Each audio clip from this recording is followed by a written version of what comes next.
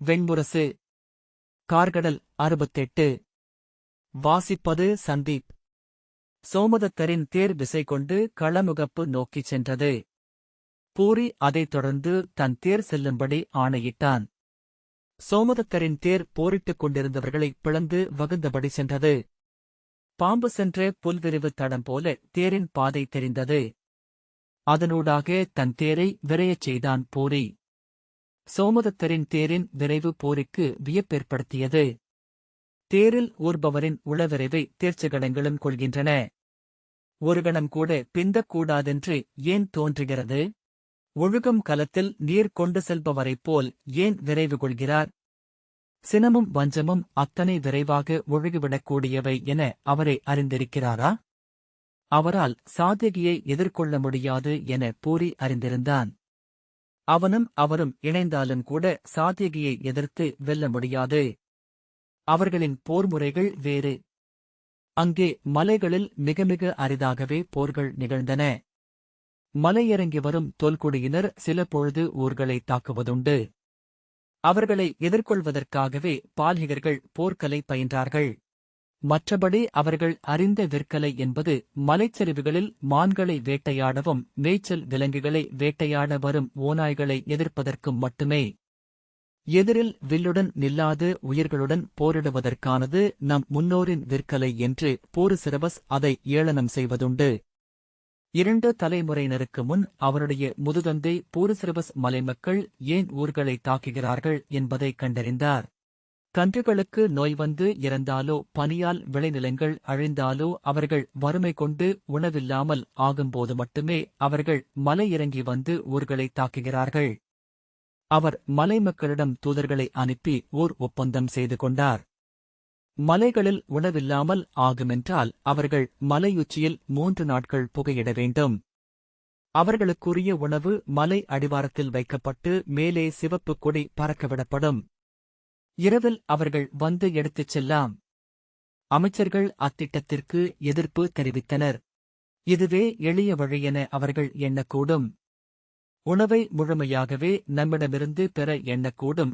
ஆனால் போருசிரவஸ் உறுதியாக இருந்தார். மலைமக்களின் ஆணவம் உணவை அவ்வாறு கொள்வதை ஒருபோதும் ஏற்கச் செய்யாது. கொள்ளையிட்டு கொண்டு செல்லும் உணவை அவர்கள் உண்பது போல் இவ்வுணவை மகிழ்வுடன் உண்ண மாட்டார்கள். உணவை நாம் அளித்த பின்னரும் கொள்ளையிடுவார்கள் என்றால் அதையும் அவர்களின் அகச்சான்று ஏற்றுக்கொள்ளாது அவர் சொன்னதே நிகழ்ந்தது. மலைமக்கள் கொள்ளையிடுவது முற்றாக நின்றது.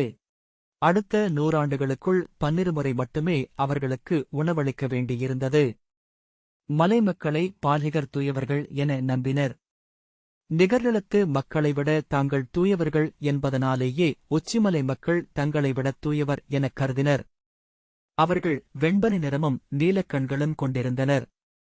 பனியை போர்வையென போர்த்திக் கொண்டு துயில்பவர்கள் அவர்கள் என தொல்கதைகள் கூறின.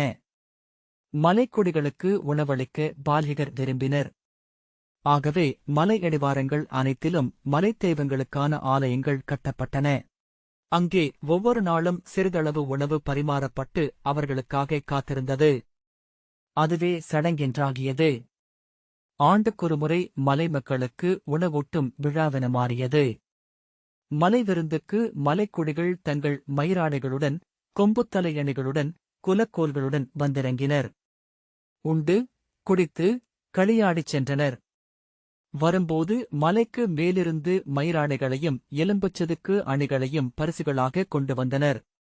ஒளிரும் அருமணிகளை அள்ளிக் கொண்டு வந்து அளித்தனர். அவர்களுக்கு பரிசாக வேட்டைக்கத்திகளையும் அம்புகளையும் அளித்தனர் பால்ஹிகர். மலைமக்கள் உணவுக்காக வருவது ஒழிந்ததும் பால்ஹிகர்களின் விற்கலையும் அழியலாயிற்று. ஆனால் கீழிருந்து வணிகர் மேலே வரத் தொடங்கினர். அவர்களின் தடம் பற்றி கொள்ளையரும் சிறுபடையினரும் மேலே வந்தனர். அவர்களிடமிருந்து ஊர்களைக் காக்க இளையோருக்கு விற்கலை கற்றுக் கொடுக்கப்பட்டது. மதுர நாட்டிலிருந்தும் சௌவீரத்திலிருந்தும் பயிற்சியாளர்களை வரவழைத்து விற்பயிற்சி அளித்தனர். ஆனால் பால்ஹிகர்களின் விற்கலை என்பது உயர்ந்த மலைமுடிகளின் மேல் ஒளிந்து அமர்ந்தபடி கீழே ஆழத்தில் அசைந்து வரும் இலக்கை நோக்கி அம்பைச் செலுத்துவதாகவே அமைந்தது. அல்லது புறவியில் விசையுடன் சரிவில் பாய்ந்திறங்கியபடி கீழிருந்து மேலே வருபவர்களை அம்புகளால் தாக்குவது. அவர்களின் இலக்குகள் பெரும்பாலும் பிழைப்பதில்லை. ஆனால் அவர்களால் மலையுச்சி நோக்கி அம்பு விட இயலாது. விண்ணில் பறக்கும் பறவைகளை வீழ்த்த முடியாது. பால்ஹிகர்களின் அம்புகள் ஒருபோதும் மேல் நோக்கி எழாது என்னும் சொல் மலைக்குடிகளிடையே புழக்கத்தில் இருந்தது. அவன் குடியில் போரிசிரவஸ் மட்டுமே படைக்கலங்கள் மேல் ஆர்வம் கொண்டிருந்தான். வில்லுக்குமேல் வாளும் பயின்றான். சலன் தேவையான அளவுக்கே படைக்கலப் பயிற்சி எடுத்துக் கொண்டான். அவனுடைய படைக்கல ஆர்வம் சோமதத்தரை வியப்புறச் செய்தது. நீ வேட்டைக்காரனாக வாழப் போகிறாயா என்ன? என்று இளமைந்தனிடம் அவர் கேட்டார். நான் நிலமிறங்கிச் செல்லப் போகிறேன். விரிந்திருக்கும் நிகர்நிலத்தில் என் நகரை அமைக்கவிருக்கிறேன் என்றான் போரிசிரவஸ். நிகர்நிலமா? அங்கே நாமறியா நஞ்சுகள் நிறைந்துள்ளன. மைந்தா அருக வெண்மை அமுது. நீலமே நஞ்சு. கீழ்நிலத்தை நோக்கு, அது நீலத்தால் மூடப்பட்டுள்ளது. அங்கிருந்து வரும் காற்றில் நோய் நஞ்சு உள்ளது. அங்கிருந்து வரும் அனைத்துப் பொருளிலும் நஞ்சுள்ளது என்று நம் முன்னோர் நமக்கு சொல்லியிருக்கிறார்கள். போரிசிரவஸ், ஆனால் இங்குள்ள நதிகள் அனைத்தும் அந்நிலத்தை நாடியே செல்கின்றன. அங்கேதான் அவற்றால் பரவ முடிகிறது. நாம் மலைமுகளில் இருந்தால் இப்படியே சுருங்கியிருப்போம். நாம் மூதாதையர் புதைத்து வைத்த விதை போன்றவர்கள். நாம் முளைத்தெழுந்தாக வேண்டும். கொடிவீசி அந்நிலத்தில் பரவி நிறைய வேண்டும் என்றான். சோமதத்தர் சீற்றத்துடன், நதிகள்தான் மலையிறங்குகின்றன. இறங்குந்தோறும் அழுக்கடைகின்றன. இந்நதி அங்கு ஒழுகுகையில் அதன் நீரின் ஒரு மிடரை நீ அருந்தினால் உன் உடல் நெஞ்சாகும். அறிவிலி, உச்சிமலை பாறை அங்குதான் இருக்கும். அது மலையிறங்கும் கனவுடன் அமைந்திருக்கவில்லை. விண்ணுடன் உரையாடிக் கொண்டிருக்கிறது என்றார். தந்தையே, இந்த ஆறுகள் அனைத்தும் அந்த உச்சிமலை பாறையின் கனவுதான் என்றான் போரிசிரவஸ். நான் உன் ஆசிரியரிடம் பேசுகிறேன். எங்கிருந்து நீ இந்த வீண் எண்ணங்களைக் கற்றாய் என நோக்குகிறேன் என்றார் சோமதத்தர். போரிசிரவஸ் வெறியுடன் படைக்கலம் பயின்றான். படைக்கலங்களுக்கு உங்களை ஒப்புக் கொடுக்கிறீர்கள் மூத்தவரே என்றான் போரி. இவ்வண்ணம் நம்மை அதற்கு அளித்தால் அது நம்மை வடிவமைக்கும் என்பார்கள். போரிசிரவஸ், இவ்வுலகில் உள்ள ஏதேனும் ஒன்றுக்கு தன்னை ஒப்புக் கொடுக்காதோர் எவர்? வளைதடிக்கு நம்மை வழங்காமல் அது நம்மை நாடி திரும்பி வருமா என்ன? என்றான். ஆனால் வளைதடி இங்குள்ளது. இந்த வாளும் வில்லும் இங்குள்ளவை அல்ல. அவை அங்கு வார்க்கப்பட்டவை, அவர்களின் ஒளச்சொற்களிலிருந்து எழுந்தவை. நான் வாளை கையிலெடுக்கையிலேயே அவற்றை ஆக்கிய உள்ளத்தின் எண்ணத்தையே தொடுகிறேன் என உணர்கிறேன் என்றான் போரி. போரிசிரவஸ் நகைத்து, உண்மை. ஆனால் அந்தச் சொல் அவன் நம்மை ஆள்வதற்குரியது மட்டும் அல்ல, அதிலேறிச் சென்று நாம் அவனை வெல்லக்கூடும். தன்னை தவமிருந்து அடைப்பவர்களுக்கு தெய்வமென்றாகி அருள்வதே சொல்லின் இயல்பு என்றான். அருக, இவை சிறகுகள் போல. அனைத்துப் பறவைகளும் சிறகுகளை தவம் செய்து பயின்றே சூடிக்கொள்கின்றன. பின்னர் சிறகுகளில் ஏறி வானை வெல்கின்றன. எப்போதும் அங்கிருந்து கிளம்பும் முகத்தையே போரிசிரவஸ் கொண்டிருந்தான் என போரி நினைவு கூர்ந்தான். அக்களத்திலிருந்து அவன் பால்ஹிகபுரிக்கு மீண்டிருக்க மாட்டான். அவன் உள்ளம் தேடிக் கொண்டிருந்த பிறிதொரு இடத்திற்குச் சென்றிருப்பான். போர் முனையில் சோமதத்தர் தன் அம்புகளை ஏவியபடி இணைந்து கொண்டபோது அவருக்கு இணையாகச் சென்று நின்று அவனும் போரிடத் தொடங்கினான். திரிகரன் சோமதத்தரின் பின்புறம் காக்க அவருக்கு இடப்பக்கத்தை உத்தண்டன் காத்தான். அன்று சோமதத்தரின் அம்புகளில் விசை ஏறி வந்தது. அவர் நிலத்திலிருந்து வண்டுகள் போல் ஊர்ந்து எழுந்த கிராதர்களை அம்புகளால் வீழ்த்தினார். வானிலிருந்து விழுந்து தாக்கிய இடும்பர்களை அவர்கள் மண்ணில் விழுந்து எழுவதற்கு முந்தைய கணத்தில் தாக்கிக் கொன்றார். போரி ஒவ்வொரு முறை அவர் அம்புகள் சென்று தைக்கும் போதும் உடல் அதிர்ந்தான்.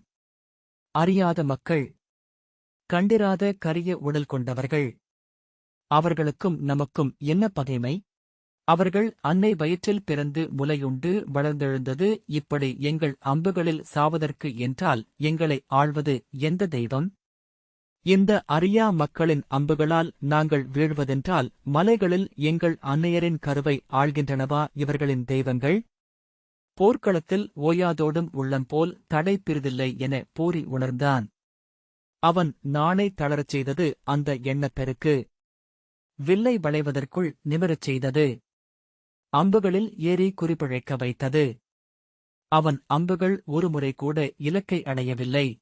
ஒரு துளிக் குருதியைக் கூட சிந்தாமல் அவை இருண்ட வானில் இருந்து உதிர்ந்து மண்ணில் விழுந்தபடியே இருந்தன. இந்தக் காரிருள் என் விழிகளுக்கு அயலானது என்று அவன் சொல்லிக் கொண்டான். மலைகளில் வானம் எப்போதும் தன்னொளி கொண்டிருக்கும். அந்த வெளிச்சம் மலைச்சரிவுகளில் எப்போதும் இருக்கும். மெல்லிய விளிம்பாக பாறைகளை துலங்கச் செய்யும். ஓநாய்களின் விசிர்மயிர்களை ஒளிரச் செய்யும். இங்கே கீழே நீரின் அடிவண்டல் என இருள் தேங்கிக் கிடக்கிறது. இருளில் புழுக்களென இந்த மக்கள். இவர்கள் ஒருவரை ஒருவர் கொன்று தின்றே வாழ முடியும். ஒருவரை ஒருவர் தழுவிக்கொண்டே நெளிய முடியும். வெறிக்கூச்சலிட்டபடி சோமதத்தர் தன் தேரை முன்னெடுப்பதைக் கண்டு பூரி கை நீட்டி அவரைத் தொடரும்படி தன் பாகனுக்கு ஆணையிட்டான். சோமதத்தர் எதிரே வந்த சாத்யகியை நோக்கிச் சென்றார். நில், நில், இழிந்தவனே, நில் என்று கூவினார். என் மைந்தனை நீ கொன்றாய். அதற்கு முன் நீ அறமென்பதைக் கொன்றாய். உன்னைக் கொல்லாமல் களம் மீண்டால் நான் ஆண்மகனல்ல. சாத்யகை திரும்பி நோக்கி ஏளனமாக நகைத்து, கள்வரியில் இருக்கிறீர்கள் முதியவரே, செல்க என்றான். கீழ்மகனே, கீழ்மகனே என வீறிட்டலறியபடி சோமதத்தர் தன் அம்புகளால் அவனை அறைந்தார்.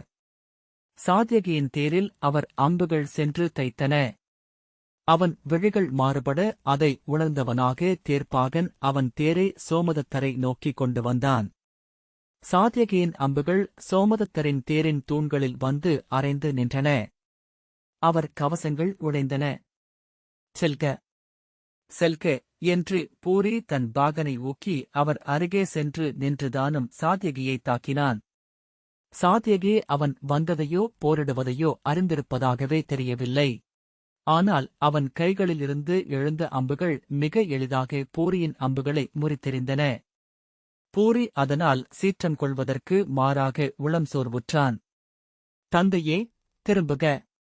நாம் நம் எதிர்ப்பைக் காட்டிவிட்டோம் என்று அவன் கூவினான். இது பொருந்தா போர். இது நம் களமே அல்ல. தந்தையே, திரும்புக. தந்தையே, ஆனால் அவன் சொற்கள் மேலெழவில்லை. சோமதத்தரின் தலைக்கவசம் உடைந்தது. அவர் நெஞ்சக்கவசமும் உடைய அதில் ஓர் அம்பு ஆழப்பாய்ந்தது. அவர் அலறிச்சரிய பின்னால் நின்றிருந்து திரிகரன் ஓலமிட்டபடி அம்பு தொடுத்துக் கொண்டு முன்னால் பாய்ந்தான். சாத்யகியின் பிறைமுனை அம்பு அவன் தலையை அறுத்தது. அவன் உடல் முன்னால் பாய்ந்து தேரிலிருந்து சாத்யகியின் முன் விழுந்தது. சோமதத்தர் கூச்சலிட்டபடி தன் வில்லை மீண்டும் எடுத்து அம்பு தேர்வதற்குள் அடுத்த அம்பால் அவர் தலையை சாத்யகி துணித்தான். அம்பு கடந்து செல்ல சோமதத்தரின் தலை ஓசையுடன் தேர்தட்டில் விழுந்து நிலத்திற்கு சரிந்தது. அந்த ஓசை பூரியின் நெஞ்சை அறைய அவன் உடல் உதறிக்கொண்டது. கைகால்கள் இழுத்து அகல அவன் தேர்தட்டில் மல்லாந்து விழுந்தான். பூரி விழித்துக் கொண்டபோது படைகளின் பின்னணியில் இருந்தான். பேரோசை அவனைச் சூழ்ந்திருக்க அவன் அதை ஒரு விழவுக்களம் என உணர்ந்தவனாக எழுந்து கொண்டு, என்ன நிகழ்கிறது? மலைமக்களா என்றான். மலையோட்டு விழாவின் போது மலைகளிலிருந்து தொல்குடிகள் மலை மாடுகளில் ஏறி கூச்சலிட்டபடி ஒரே பொழுதில் ஆற்றங்கரை நோக்கி இறங்குவார்கள். அவர்களைக் கண்டதும் ஊர் மக்கள் கைகளையும் படைக்கலங்களையும் வீசி கூவி ஆர்ப்பரிப்பார்கள்.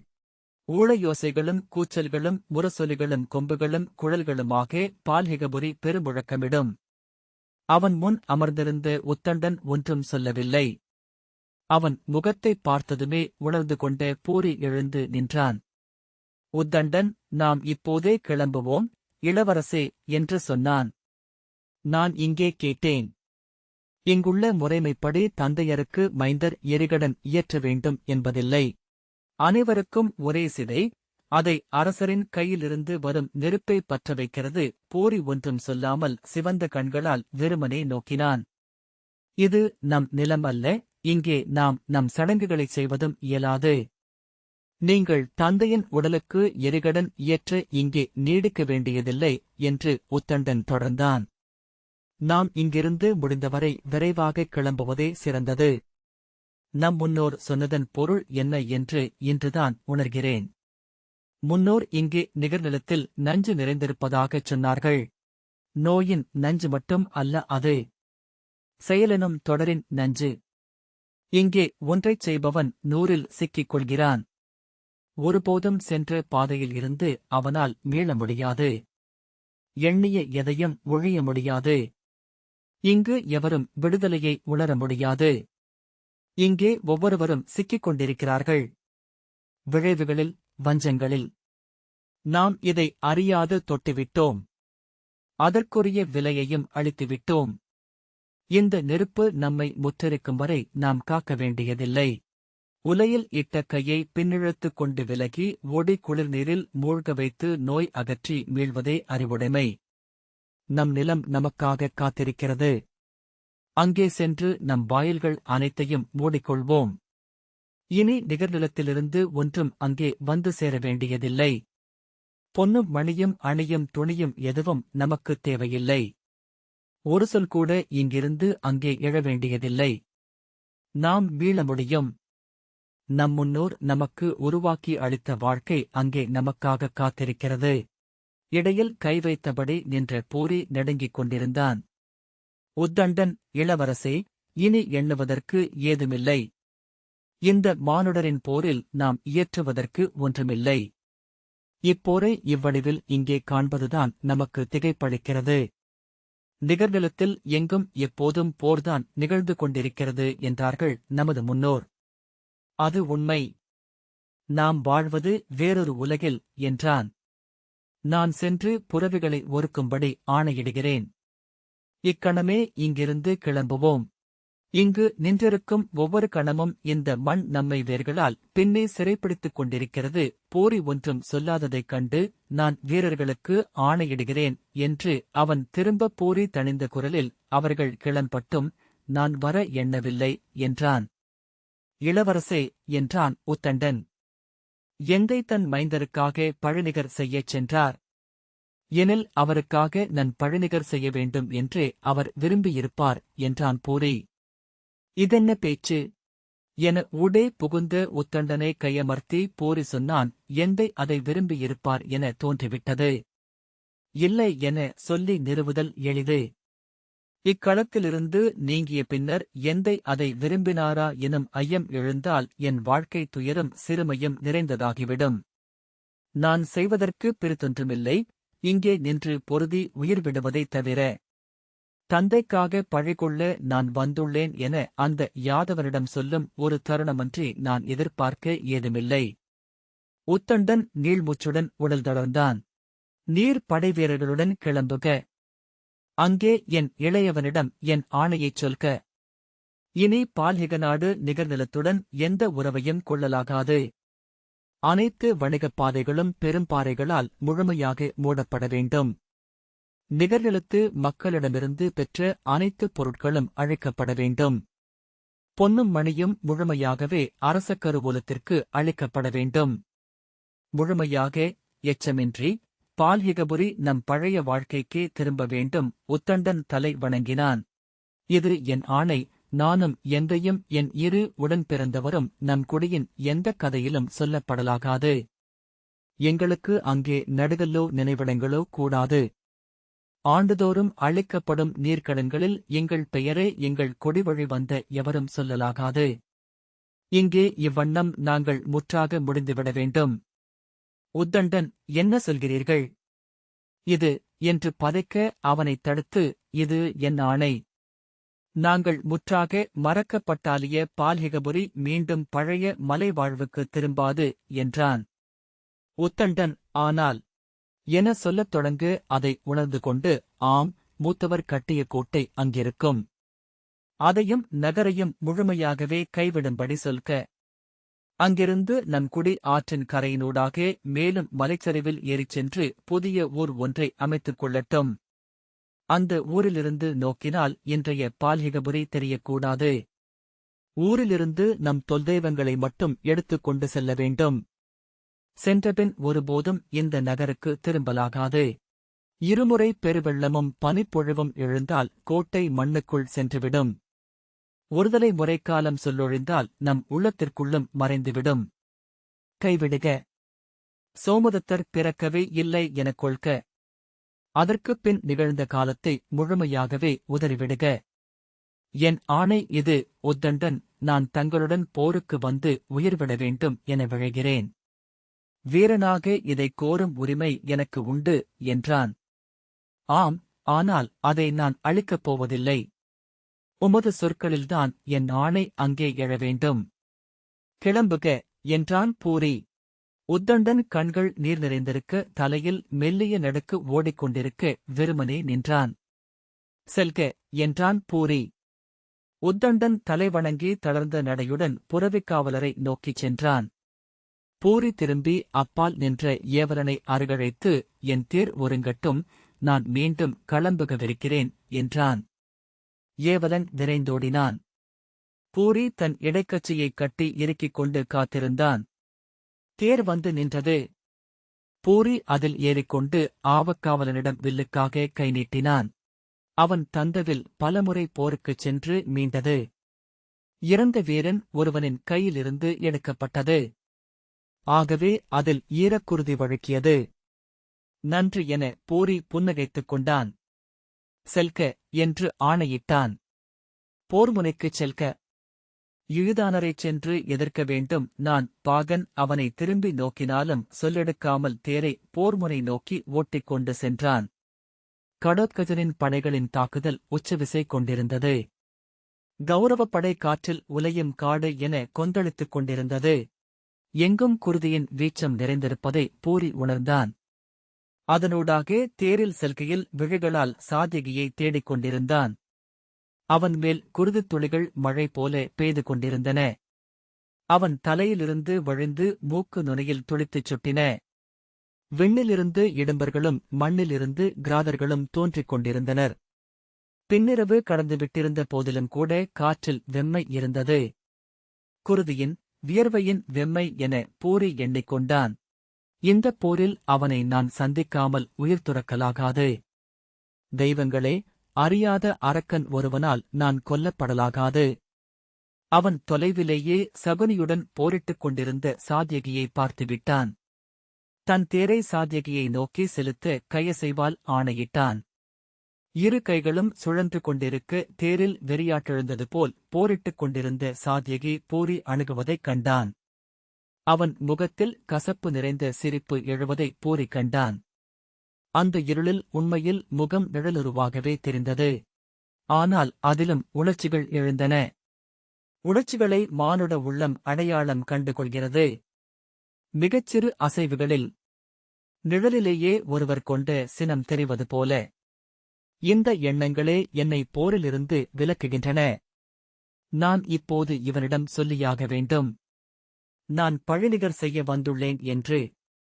பூரி சாத்யகியை நோக்கிச் சென்று தொடர்ந்து 3 அம்புகளை சாத்யகியை நோக்கி செலுத்தினான். அவற்றை திரும்பி நோக்காமலேயே காற்றில் உடைத்தெறிந்த சாத்யகி, செல்க என்று கூவியபடி கை காட்டினான். யாதவனே, என் தந்தையின் பொருட்டு உன்னிடம் பழிநிகர் செய்ய வந்துள்ளேன் என்றான் பூரி. ஆம், சொல்லிவிட்டேன். இச்சொல்லை சொல்வதற்காகவே இப்புவியில் பிறந்தேன். இதுவரை எண்ணிப் பெருமிதம் கொள்ளும் எதையும் இயற்றியதில்லை. சாத்யகி சலிப்புடன் தலையை அசைத்தபடி அம்புகளால் அவனை அறைந்தான். அவன் கொடியையும் தேர்மகுடத்தையும் உடைத்தான். அவன் கவசங்களை உடைத்து வீசினான்.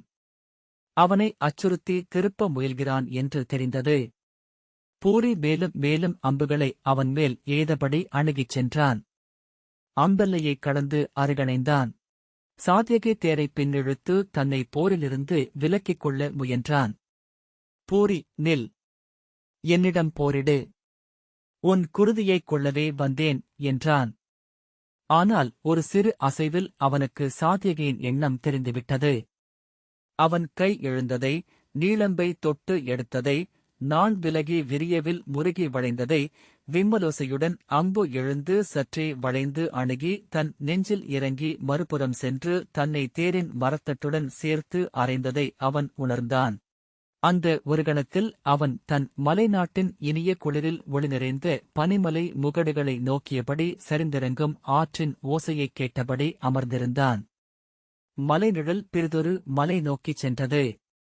மலை மலையை புணர்வது என்பார்கள் பால்கிகர்கள். பேரருவங்களின் புணர்வு. பெருங்காமம். நிழல் கொள்ளும் மலை அன்னை, ஒளிகொண்ட மலை தந்தை. புணர்ச்சிக்குப் பின் அன்னை ஒளிகொண்டு எழுந்தாள். கண்கூசும்படி ஒளி வானில் பரவியிருந்தது. மலைகளுக்கு மேலிருந்த வெண்பனி கூர்முனை என வானை நோக்கி நீட்டியிருந்தது. அங்கே ஒரு சொல்லும் இல்லை என்று அன்னையர் சொல்வதுண்டு. அங்கே சென்றவர்கள் முற்றாக சொல்லை இழப்பார்கள். ஒரு சொல் கூட இல்லாத வெறுமை. இனிய வெறுமை. தெய்வங்கள் திளைக்கும் வெறுமை. இந்த வாசிப்பை கேட்டதற்கு நன்றி.